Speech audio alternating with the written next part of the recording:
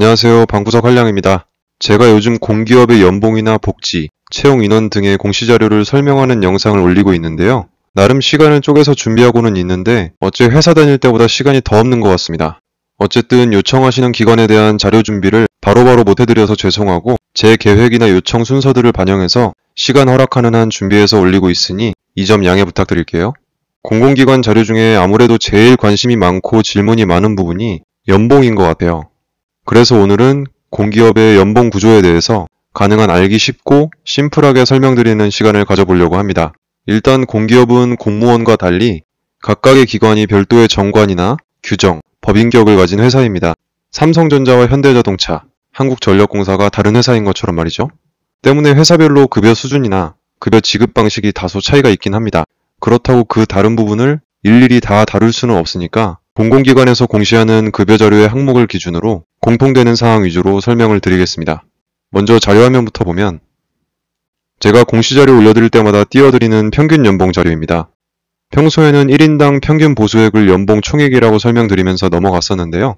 과연 그 총액이 어떻게 구성되었는지 볼까요? 우선 기본급입니다. 기본급은 문자 그대로 기본적으로 지급되는 금액이고 상여, 성과급 지급 시 기준이 되는 금액을 말합니다. 예를 들면 상여를 50% 지급한다면 기본급의 50%만큼 상여로 지급한다는 뜻입니다.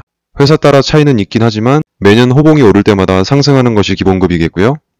다음으로 고정수당입니다. 고정수당은 실적수당이랑은 다르게 실적과 관계없이 지급되는 수당을 말합니다. 회사에 따라 종류나 지급액은 다르지만 보통 일정 금액으로 지급되는 자격수당, 근무지수당, 가족수당 등과 같은 수당을 생각하시면 되겠습니다.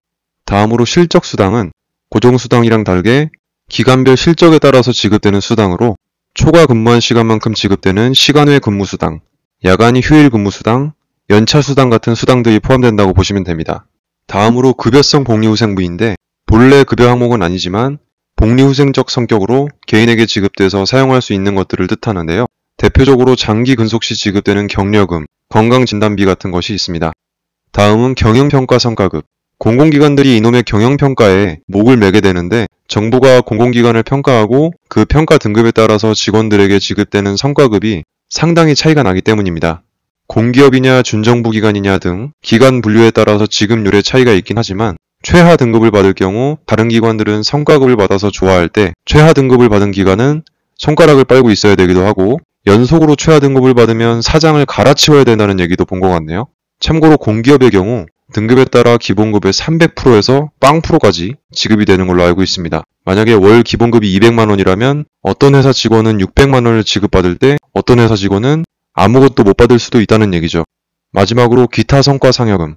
경영평가 성과급 외에 기관에 따라 상여금 성격의 급여, 회사 내부적으로 부서평가 등에 따라서 차등 지급하는 내부평가 성과급 등의 금액들이 여기에 들어가게 됩니다. 네, 대략 이 정도가 우리나라 공공기관들의 연봉 구조라고 보면 되는데요. 벌써 9개의 공공기관에 대한 연봉, 복지, 채용 인원 등에 대한 자료가 업로드가 되었습니다. 시간이 되는 한 앞으로도 계속 업로드할 예정이고요. 연봉에 대해 좀 더 구체적으로 알고 싶었던 분들에게 도움이 되길 바라면서 가볍게 영상 준비해봤습니다. 또 유익한 자료 준비해보겠습니다. 감사합니다.